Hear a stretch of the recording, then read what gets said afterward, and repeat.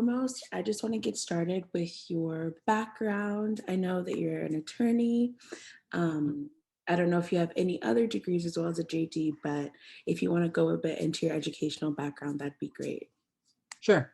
I graduated from Florida State University in 2010. I got a bachelor's in finance, real estate, insurance. That was paid completely by Florida Prepaid and Bright Futures. I don't know if you know what Bright Futures is, but here in Florida we have Bright Futures.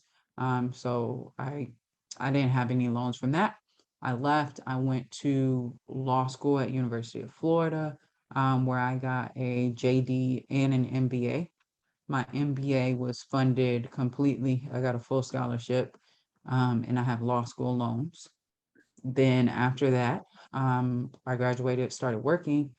I worked for the government until June. So I got a master's in public administration. Wow. So yeah, that was funded. There's a program where if you work for the government, you can go back to school for free. Mm. So I got that one for free.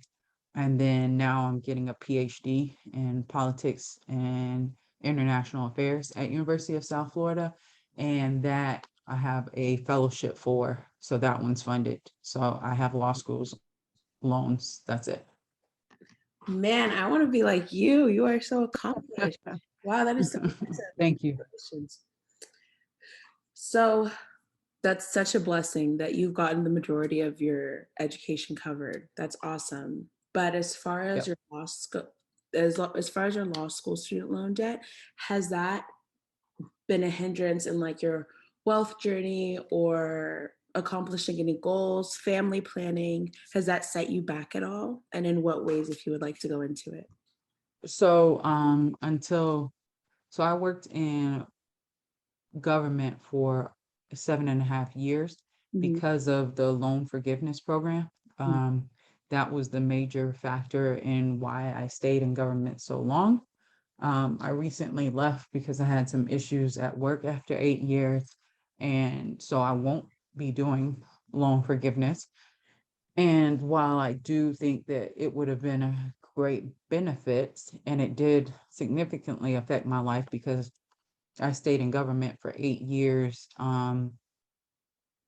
Depending on that, Yeah. I think it would have been financially better for me to have gone to the market earlier because I have probably like $130,000 in loans because it goes up. I started in the 90s somewhere, but because you Mm. don't pay the full amount, interest, I think it's like 120 or 130 right now.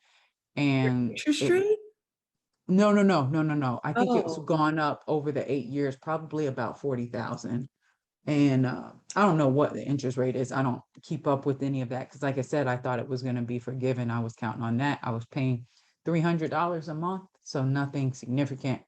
And yeah, but I say all of that to say I I left my job this year, and now I make, depending on how you look at it, I make 40 to $50,000 more than I did at my government job. hmm. So when you look at it over the long run, I really sacrificed. I'm not going to say I sacrificed my career because I was doing other things, but as far as financially, I really was at a disadvantage because even with $100,000 in loans, I made $50,000 a year more coming out. So if I would have left 3 years ago, I would have made enough to pay off the loans. Not that I would have done it, but you get what I'm trying to say. I see what you're saying.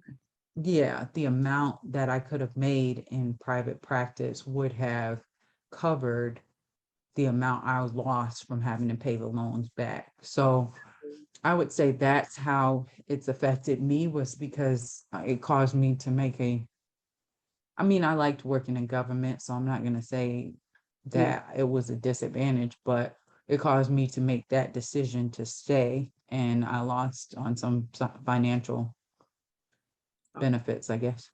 I see what you're saying. And when you think about this, do you see any effect that your student loans has on your mental health? Because like sitting with that might be a bit frustrating or a bit like maybe even consuming sometimes, like, if I played my Sure. cards a bit better, maybe this wouldn't be my situation.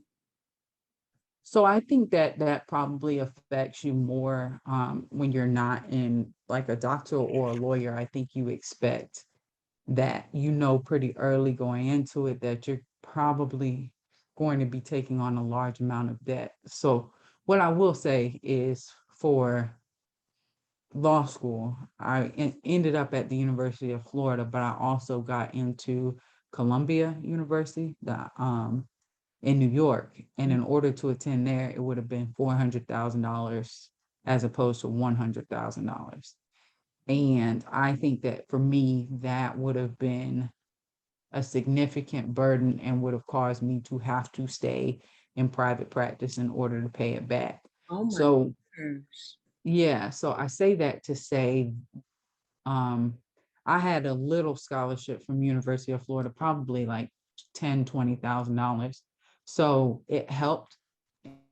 And I think where my student loan debt is kind of average, I think most lawyers, unless their parents paid for their loans or they starved or something, when they come out, they're at about $100,000 worth of debt. Mm, So I don't think it affects my mental health as much because I'm just kind of where everybody else is. yeah. Yeah. And I don't like, so for us, they have all these incentives and like the pay as you earn program and stuff. Yeah. My student loan bill every month is like $300. So, my cable bill is almost that much. So Yeah. it wasn't that bad. We're on a pause right now, as I'm sure you know, so we're not paying it. And during this pause is when I got a new job. So I I think if you talk to me when we start having to pay and I have to recertify and my payment goes up to $1,200 a month, I think I'll have a different attitude about it. I don't know that it's going to be 1,200, but I think it's going to be like 700 or 800 easy. So I think that that's going to be a lot more significant than the nothing I'm paying now.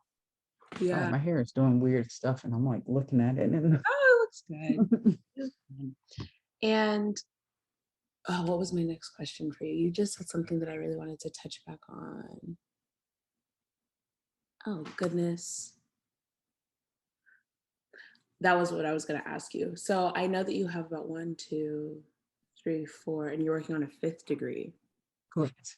Right. So I would have to imagine that perhaps if you weren't so fortunate and like you didn't have four out of those five degrees covered, maybe your student loan I debt, wouldn't have gone. you wouldn't have I gone. wouldn't have gone. I Mm-mm. see. Okay. The All right. PhD and the master's that I got after law school, I wouldn't have gotten those degrees if they Yeah. weren't covered. Yeah. I Okay. wouldn't have, I would not have taken on more debt. Law school was like, that's all the debt I was going to do. So had these not been free, I definitely would not have gotten more degrees. Period. I understand. And growing up, what messages were given to you like via family, school, like when you were in high school first applying to college? What were you told about tuition and taking loans out? Were you misguided at all or were you given the honest truth? So I'm very fortunate. Both of my parents graduated from college, and both of them have advanced degrees. My mom is a judge, so I felt like very prepared for the process because they walked me through it. I had Florida Prepaid College Fund, which covered the amount they started paying for it when I was born. Um, I've always been intelligent. I think some of my identity is wrapped in my intelligence for sure. So I always knew I was going to college. When I graduated high school and everybody's all excited, like, oh, my kid graduated high school. When people would ask my mom, she was like, I'm excited, it's cool, but this is not a Yeah. big deal because she's going to keep going. Like, this is not, it's an accomplishment, but she was kind of like, it doesn't matter that much because she has more to do before we're satisfied. So I think that the lesson was always instilled in me. And I think that because I had the Bright Futures, and because I had prepaid college, I kind of was pretty aware and I kind of understood the process.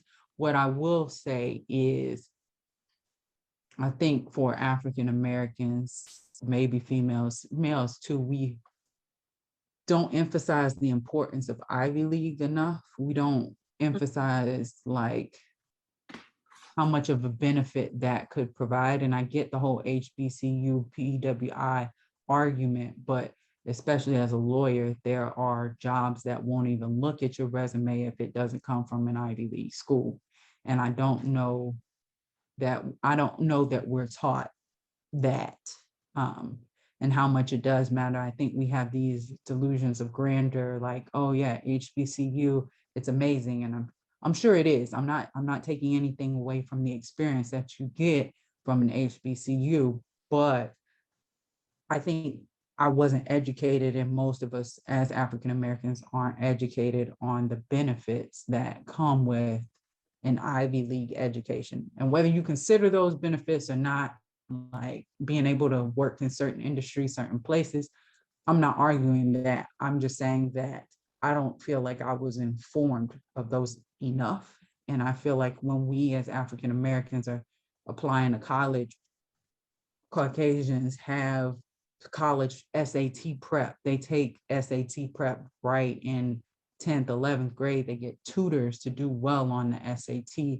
And I didn't have that. I scored probably like 30 or 40 points less than what I needed in order to get Fulbright Futures. And I just went with it because we don't do that. We don't take prep courses and stuff. So I underestimated the importance of that. And I think that some of us, even on a smaller scale, when we're preparing for college, we don't take the SAT seriously enough. So some of us miss out on scholarship money and end up with loans just because we don't take that seriously enough.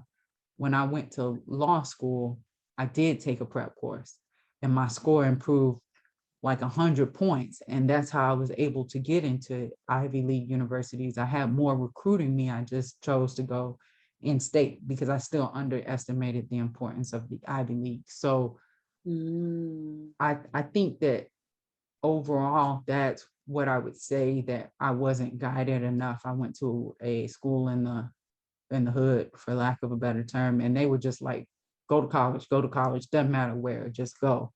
And I feel like I should have at least been educated better on the advantages and disadvantages of HBCUs too. I don't know that I was educated in that direction either. It was kind of like, if you're not that smart, you go to HBCU. If you're in the middle, you go here. And if you're super intelligent, you go to the Ivy League. Like that was how I was taught. And that's not necessarily how that operates. There are benefits to going to HBCUs, and there are benefits to going to PWIs, and there are costs to going to both. And I don't think I was educated in that direction. Now, do you think, looking back on it, you would have gone to Columbia and taken out the additional $300,000 in loans?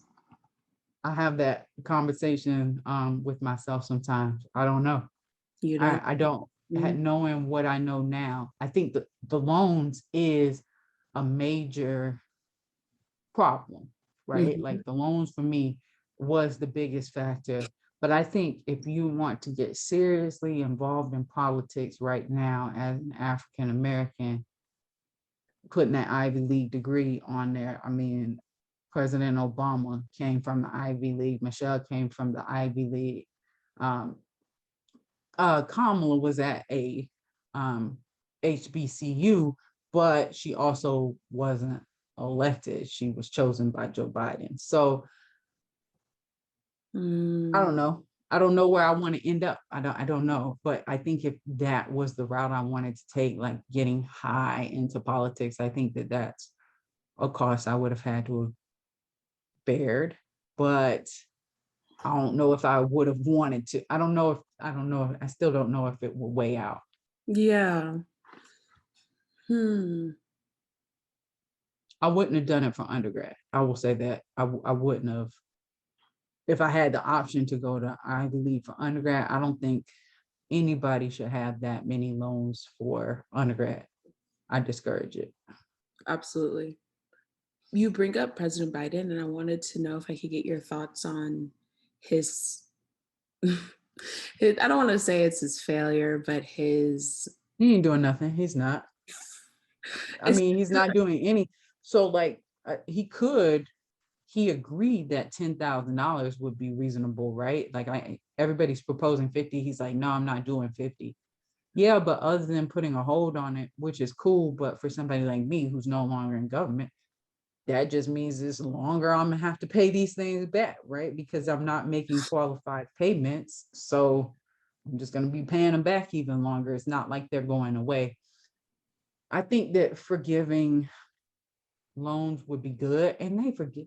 I agree with the arguments. Like we just bailed out the industries like trillions and trillions of dollars, and people make the argument that, oh, if we bailed out student loans, then the industry would collapse. We bail out housing, nothing collapses. We bail out the airlines. We just recently, that was in COVID, we bailed them out, nothing happened. So why is student loans so much different? And yeah. then everybody makes the argument, like the older generations, I had student loans, so I had to pay mine back, so you should have to pay yours back. Well, that's a stupid argument. It's just dumb. Just because you did something in your generation, if it was wrong, it was wrong. So And not only that, um they were going to school, even scale to like right. It inflation. was so much It was cheaper. so much cheaper. They could pick up a Right. part-time job and pay their tuition with their checks. Yeah, and we cannot I have a friend, one of my closest friends has $50,000 in loans from undergrad. And it's crazy, but Oh, dang. Undergrad? undergrad. But she just kept going. She was like failing classes and stuff. And like, when you're in college, you just get the money every semester, the financial aid comes and you take it and You don't think like, about it. yeah. And then you owe it back and then it's cyclical. So whatever. Yeah. Okay, I see. So you're disappointed in President Biden as well. Most women are that I've interviewed. Yeah, I would say I don't know that I'm so excited about the things they're proposing for him to do. Because when you have as many loans as I do, 120,000, $10,000, that's not going to do anything for my loan. Just Yeah.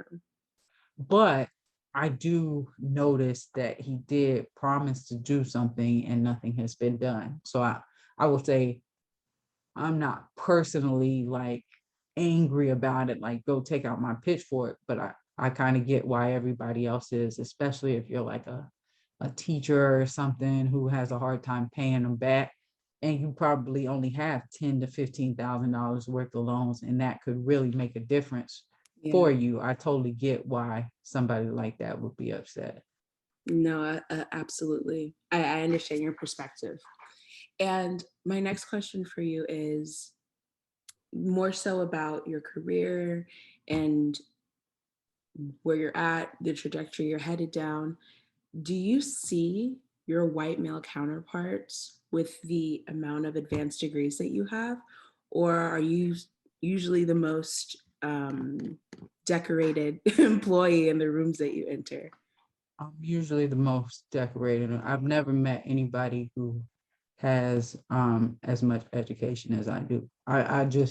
I mean, I've met people who have a JD and a PhD, but I also have two masters. Yeah, And no, I've never met any. I'm sure they exist, but I haven't met anybody with 5 degrees. I see. And in your exact in the same position that you have, do your white male counterparts? They definitely don't have that many degrees. No, Yeah, no, but yeah, the higher you get as a professional, the more I have this kind of argument with, not argument, this discussion with my coworkers and with other lawyers in the industry. As a Black woman, people are less likely to believe what you have to say. mm, They're more likely when I call them on the phone, when I call clients or call witnesses on the phone, they're more likely to Google me. And they tell me on a regular basis, my name is Janae Thomas. That's not a white name. I've met white people with that name, but I sound like I'm African American. So I've had victims on cases or clients told me that they've Googled me to make sure I was legit. They don't do the same things to the white male counterparts. I mean, it is what it is, because when you Google me, you're going to see, and they always call back and they're like, okay, I'm okay with you because you have education, you pass the test. And that's But part yeah, of the reason I'm why they not, did it. I don't have to prove anything. Yeah. You don't, but you do. Mm, So, that's ridiculous. Yeah. That sounds about right. I interviewed a woman in Michigan and she has her PhD in higher education and she serves on the Michigan State Board. And she said all of the white men that she works with, none of them have as many degrees as she has. And she just, not just, but she has a BA, a master's, and a PhD, but she was like, they all just have mhm, bachelor degrees. She was like, right. I had to take out these loans. I had to Mhm, spend this much time in school just to get the same position that they have, which is, right. Right. Just to be in the same position that they are, and they still get promoted over us. and they still But more. getting those degrees makes it harder for them to justify those promotions. That's why I do it. And when they try to say, oh, Janae, but you're not as good or you're not as whatever, and give me those BS excuses, nobody can take those letters from behind your name. So, like, am I really not as smart? So now you got to come up with another reason. And they will. Don't get me wrong, they will come up with another reason why a white male is better than you are, but they're going to have to think harder about it. So, You said they'll have to get creative. yeah, they're gonna have to come a little better than, oh, but he's just a little smarter, or he just knows a little better, or whatever they like to use. I've through the PhD, I've started publishing articles and things. So, Wow. gotta What are you getting? What is your concentration on? What are you defending? so my dissertation is about stand your ground, um, the self-defense laws, Oh, and yeah. yeah, the like Ahmaud Arbery, Mhm. that was a big stand your ground case. Trayvon Martin was the first one that got large media attention, And those were things both like in that. Florida, right? Yeah. No, Ahmaud was in Georgia, but it's the same law. Yeah. Florida, Georgia, Texas, those are the big ones. Florida was the first. Texas has expanded it exponentially. And Georgia just is Georgia. Outside of Atlanta, it's just a different world to live in.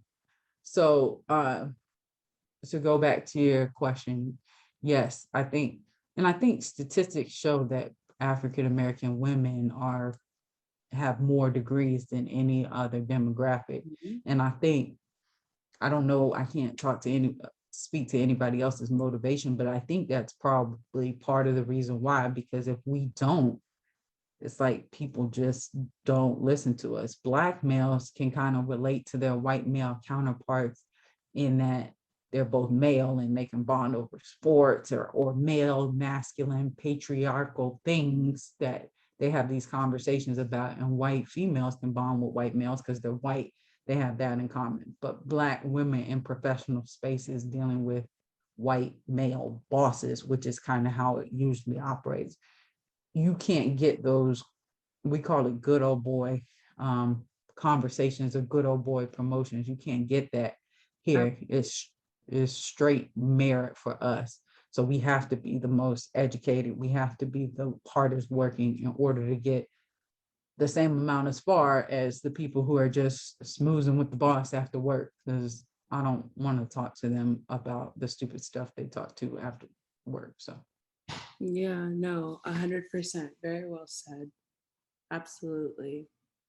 That's a shame. But you are right. That is one of the reasons why they have Black women have such bad student loan debt. And also just because like we get mhm, terrible interest rates and mhm, we're not mhm, given, we weren't raised given the resources and information. correct, I interviewed one woman and her mother didn't know what FAFSA was. She didn't know what FAFSA was. correct. She just went and took out loans. Yeah. So So, I have a mentee. I'm very big. We have a program here where we get paired with hmm, first generation high school students in the ninth grade. We get paired with them and we kind first of generation walk high them, school. huh? First generation high school students? No, first generation college, but we get paired with them as ninth graders to Oh, kind of guide them no. through. high school and make sure that they stay on track with all of the things that they need for college. And so my first one just graduated this year. I'm Nice. so proud. She graduated number 4 in her class, but she has none of this information about colleges or that she needed. Her mom, she's from Cuba. Her mom doesn't speak English. Her dad does not speak English. They don't know. They don't know anything about college. So other than what the school and I was telling her, she had no information. And to know about like go in the summer to see if you like it. And then if you don't, you can transfer out by fall. Just little tips and tricks. Take dual enrollment classes as opposed to AP classes because they help your GPA and you don't have to like take an exam at the, you don't know any of that stuff if you don't have somebody there.